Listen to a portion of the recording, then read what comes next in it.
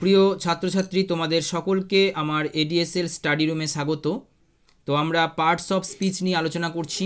তো আজকে আমরা অ্যাডজেক্টিভ সম্পর্কে আলোচনা করব। তো অ্যাডজেক্টিভ হচ্ছে সেই শব্দ যেগুলি নাউন বা বিশেষ্যের গুণ প্রকাশ করে এবং নাউনের পূর্বে বসে বা কপুলার ভার্ব যেমন বি, সিন, লুক ইত্যাদির পরে বসে নাউনের অর্থ সমৃদ্ধ ও নতুন মাত্রা সংযোজন করে। ল্যাটিন ভাষায় অ্যাডজেক্টিভ শব্দের অর্থ হচ্ছে সংযোজন। তো এবার আমরা ফাংশন সম্পর্কে জানব, অর্থাৎ অ্যাডজেক্টিভ একটা সেন্টেন্সে কোথায় বসে এবং তার কি কাজ সে সম্পর্কে আমরা বিস্তারিত জানব। তো অ্যাডজেক্টিভ প্রি মডিফায়ার হিসাবে নাউনের পূর্বে বসে। দেখতেই পাচ্ছ এখানে যে ফানি ম্যান, এখানে ম্যান হচ্ছে একটা নাউন, এই নাউনের আগে কোন শব্দ বসেছে? ফানি। এই ফানিটা হচ্ছে অ্যাডজেক্টিভ এবং প্রি মডিফায়ার হিসাবে বসেছে। ঠিক সেইভাবে হেন একটা নাউন, যার আগে রেড শব্দটি বসেছে, এটিও একটি অ্যাডজেক্টিভ এবং এটি প্রি মডিফায়ার হিসাবে কাজ করছে, তাই না? তো আবার অনেক ক্ষেত্রে কি হয় যে অ্যাডজেক্টিভ প্রিডিকেটিভ বা বিধেয় হিসাবে ভার্বের পরেও ব্যবহৃত হয়। এক্ষেত্রে অ্যাডজেক্টিভ নাউনের পরে বসে তার অর্থে নতুন মাত্রা সংযোজন করে। দেখো, দ্য বুক ইজ গ্রিন। তো দ্য বুক, এখানে বুকটা কি? নাউন, এবং গ্রিনটা অ্যাডজেক্টিভ, তো নাউনের পরে বসেছে, তাই না? আবার এখানে অদ্রিত লুক স্যাড, তো অদ্রিত একটা নাউন, তার পরে স্যাড শব্দটি বসেছে, যেটি একটি অ্যাডজেক্টিভ।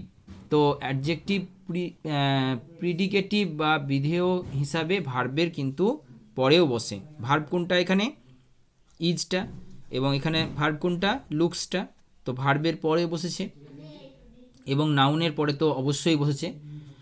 হ্যাঁ, তো এরপর আমরা জানব যে বেশিরভাগ অ্যাডজেক্টিভ দুভাবে কাজ করতে পারে। কিছু কিছু অ্যাডজেক্টিভ হয় প্রি মডিফায়ার অথবা পোস্ট মডিফায়ার, উভয় হিসাবে কাজ করে। আবার কিছু কিছু অ্যাডজেক্টিভ অনলি প্রি মডিফায়ার, শুধু প্রি মডিফায়ার হিসাবে কাজ করে। আবার কিছু কিছু অ্যাডজেক্টিভ আছে যারা শুধুমাত্র পোস্ট মডিফায়ার হিসাবে কাজ করে। তো দেখো, বোথ ফাংশনস অর্থাৎ প্রি মডিফায়ার এবং পোস্ট মডিফায়ার হিসাবে রেড শব্দটি একটি অ্যাডজেক্টিভ।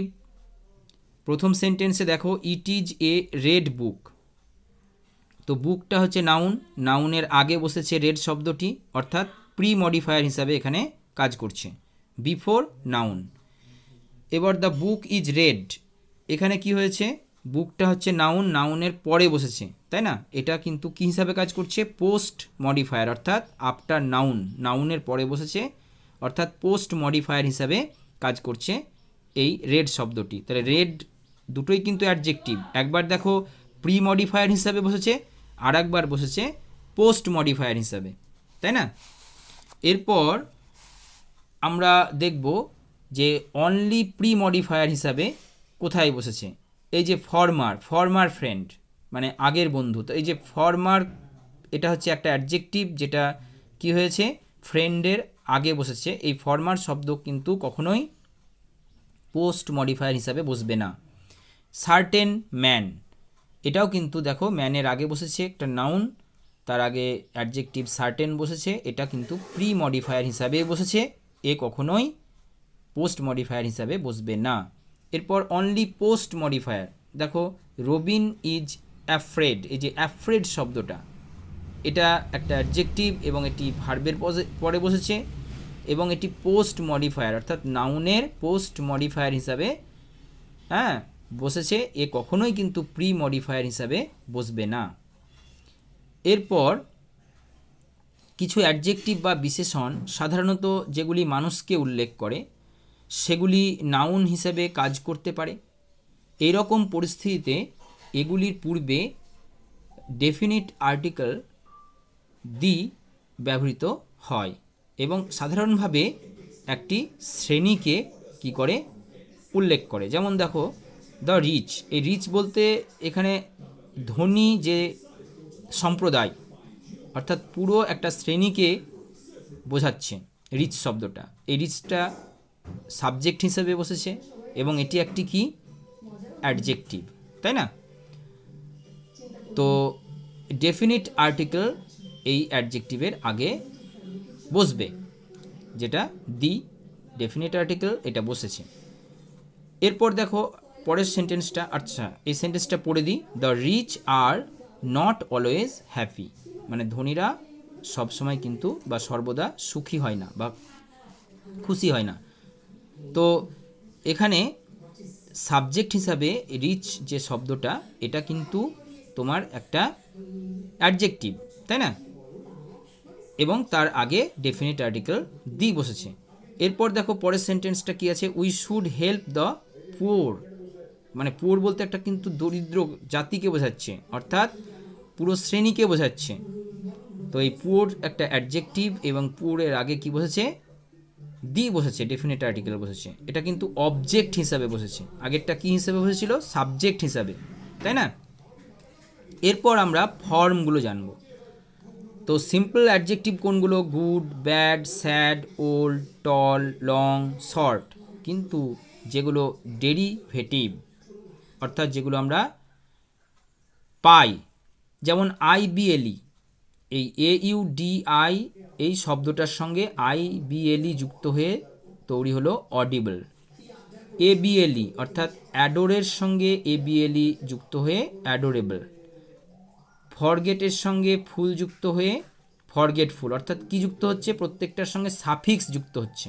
তো সাফিক্স যুক্ত হয়ে আমরা কিন্তু অ্যাডজেক্টিভ করতে পারছি। এই হিরোর সঙ্গে IC যুক্ত হয়ে হিরোইক। ISH, ব্লু এর সঙ্গে ISH যুক্ত হয়ে ব্লুইশ। তারপরে ফেমের সঙ্গে OUS যুক্ত হয়ে ফেমাস। TASTE, টেস্ট, এই টেস্টের সঙ্গে Y যুক্ত হয়ে কি হয়েছে, টেস্টি, তাই না? টেস্টের সঙ্গে তোমার Y যুক্ত হয়ে TASTY হবে, এটা ঠিক আছে, টেস্টি হয়েছে। তো এইভাবে এগুলো প্রত্যেকটা কিন্তু অ্যাডজেক্টিভ, এগুলো কিন্তু ডেরিভেটিভ অর্থাৎ পাওয়া, এগুলো কিন্তু ডিরেক্ট নেই, এগুলোকে সাফিক্স যুক্ত করে আমাদেরকে পেতে হয়, তাই না? এই যে শব্দগুলো রয়েছে প্রত্যেকটার সঙ্গে একটা করে কি যুক্ত হয়েছে, এগুলো সব সাফিক্স যুক্ত হয়ে কিন্তু এই অ্যাডজেক্টিভগুলো ক্রিয়েট হয়েছে। তো thank you for watching this video.